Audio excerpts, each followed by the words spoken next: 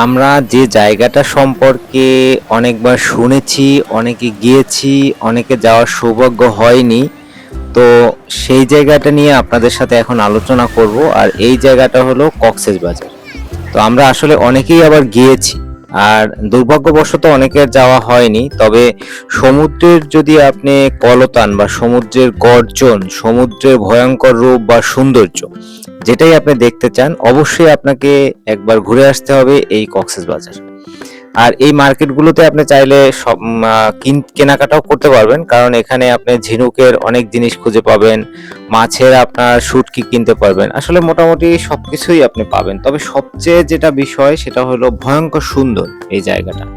আর এটা আরো অনেকে জানেন হয়তোবা যে এটা কিন্তু ওয়ার্ল্ডের সবচেয়ে দীর্ঘতম সমুদ্র সৈকত, যেটা মানে বিশ্বকে আমাদের কাছে কিন্তু পরিচিত করছে এই কক্সবাজার। কারণ এই বিশ্বে কিন্তু এত বড় সমুদ্র সৈকত কোথাও নেই, সেটা শুধু আমাদের বাংলাদেশের চট্টগ্রামের এই কক্সবাজারে আছে। তাই এটাও একটা আমাদের বড় একটা পরিচয়। তো যারা সুযোগ পাননি কখনো যাওয়ার, তারা চেষ্টা করবেন এই জায়গাটায় ঘুরে আসতে। আর আরো একটা বিষয় আমরা অনেকে জানি কিন্তু, যে এই কক্সবাজারের কিন্তু আদি বা পুরনো নাম ছিল পালঙ্কি। তো এই সৌন্দর্যতায় ভরপুর আমাদের এই কক্সবাজার বলেন বা পালঙ্কি বলেন। তো এটা আসলে অন্যরকম একটা অপরূপ সৌন্দর্যের দৃষ্টান্ত বলা যায়। যেমন বিকেলের সৌন্দর্যতা এবং সকালের সৌন্দর্যতা অন্যরকম। আর সবচেয়ে আপনার যে জিনিসটা সবচেয়ে বেশি ভালো লাগবে সেটা হলো রাতের বেলার যে সমুদ্রের গর্জন। এটা আসলে আপনাকে অবশ্যই অন্যরকম একটা প্রশান্তি এনে দিবে। আপনি যত আপনার কষ্ট থাকুক, যত দুঃখ থাকুক, যত খারাপ পজিশনে থাকেন, আপনি যত খারাপ অবস্থায় থাকেন, আপনার মন খারাপ বা যে কোনো বিষয়, যদি এরকম একটা পরিবেশে গিয়ে কিছুক্ষণ সময় কাটাতে পারেন, আমি 100% শিওর যে আপনি আপনার ভালো লাগা বা আপনার পুরনো ভালো লাগা বা আপনার নতুন করে কর্ম উদ্যম, নতুন করে ভালো লাগা আপনার মধ্যে কাজ করবে। তাই আমি বলবো, যদি আপনি কখনো হতাশায় থাকেন, কখনো যদি আপনি কোনো বিষণ্ণতায় থাকেন, তাহলে অবশ্যই চেষ্টা করবেন কোনো একটা সমুদ্রের পাড়ে গিয়ে কিছুক্ষণ সময় কাটাতে। আর কক্সবাজার হলে তো আর কোনো কথাই নেই। যদি আপনি কক্সবাজার পারেন বা কুয়াকাটা পারেন, সেটা তো অন্যরকম একটা ফিলিংস, অন্যরকম জায়গা। আর আমার চ্যানেলে যদি আপনি নতুন হয়ে থাকেন, অবশ্যই সাবস্ক্রাইব করবেন, আমার পাশে থাকবেন। আমি ভিডিও দিলে দেখার চেষ্টা করবেন, আমিও আপনাদের ভিডিও দেখার চেষ্টা করব সবসময়। আশা করি আপনারা আমার সাথেই থাকবেন, এই আশা সবসময়ই করি। আর একটা বিষয় সবসময় মাথায় রাখবেন, যে আপনি কিন্তু দিন শেষে একা। একবার নিজেকে প্রশ্ন করুন যে দিন শেষে আপনার পরিবার আছে, কিন্তু যদি আপনি একান্ত নিজের কথাই ভাবেন, তাহলে কিন্তু আপনি দিন শেষে একা, অর্থাৎ আপনার নিজের।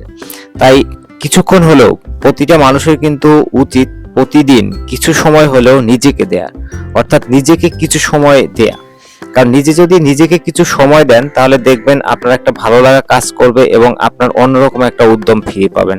কারণ আমরা আসলে একটা জিনিস ভেবে দেখবেন, বিশেষ করে পুরুষ মানুষ তো কথাই নেই, মেয়েরাও সবাই আসলে, আমরা কিন্তু দিন শেষে আমরা কেউই আমাদের কাজ করি না, আমরা সবাই অন্যের কাজ করি। আমি আমার পরিবারের জন্য কাজ করি, আমার পরিবার আমার জন্য কাজ করে। অর্থাৎ আপনি এখন বলতে পারেন যে আমি কি করি, কারণ আমি আমার আর্নিং পয়েন্টের জন্য সর্বোচ্চ পরিশ্রম করে আমি আমার সংসারের ফিনান্সিয়াল ব্যালেন্স করি, ফিনান্সিয়াল অ্যারেঞ্জমেন্ট গুলো করতে হয়। আবার পরিবার, আমার ওয়াইফ, আমার ফ্যামিলি কি করে, তারাও কিন্তু বাচ্চা কাচ্চা বড় করা, তাদেরকে খাওয়া দাওয়া সবকিছু নিয়ে তারাও কিন্তু করে। অর্থাৎ দিন শেষে কিন্তু আমরা নিজের জন্য কিছুই করি না। তাই সবসময় আমাদের নিজেদের জন্য কিছু করা দরকার।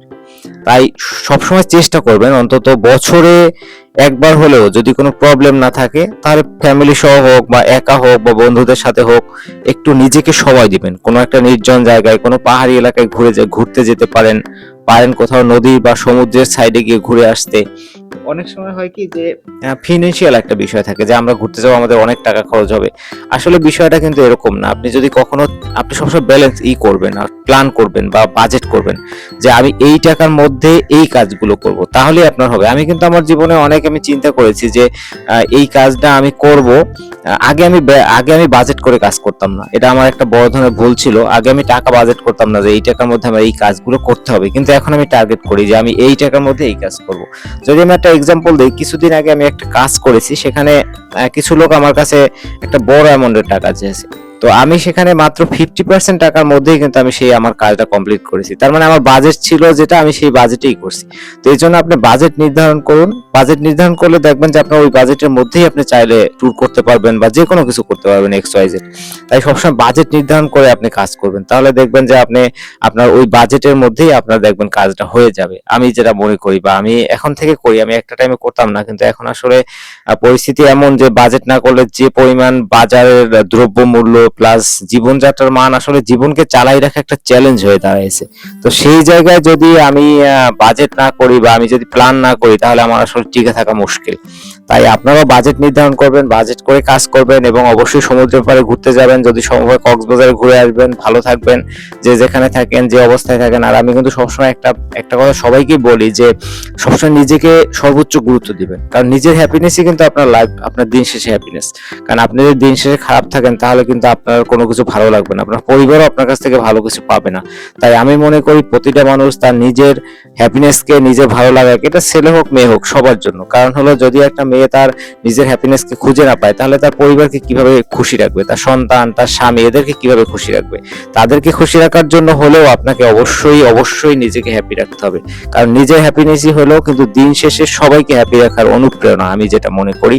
তাই ভালো থাকবেন সবসময়, নিজেকে ভালো রাখবেন, নিজের দিক খেয়াল রাখবেন। আর পরবর্তীতে কোনো একটা ভিডিওতে আবারও আপনাদের সাথে দেখা হবে। সে পর্যন্ত ভালো থাকবেন। আশা করি আমার ভিডিওটা আপনাদের ভালো লেগেছে। আর আমি একটা হোটেলের অবশ্য নাম্বার আছে নিচ শেষের দিকে, আপনারা সেটাও দেখতে পাবেন। তবে আপনারা কক্সবাজার গেলে অবশ্যই নিজেরা যাচাই বাছাই করে রুম ঠিক করে নেবেন। অনেক কম খরচেও কিন্তু এখানে রুম পাওয়া যায় যদি আপনারা একটু খুঁজে নেন। আর অবশ্যই ছুটি অ্যাভয়েড করে যাওয়ার চেষ্টা করবেন যদি আপনি ছুটি অন্য দিনে ম্যানেজ করতে পারেন।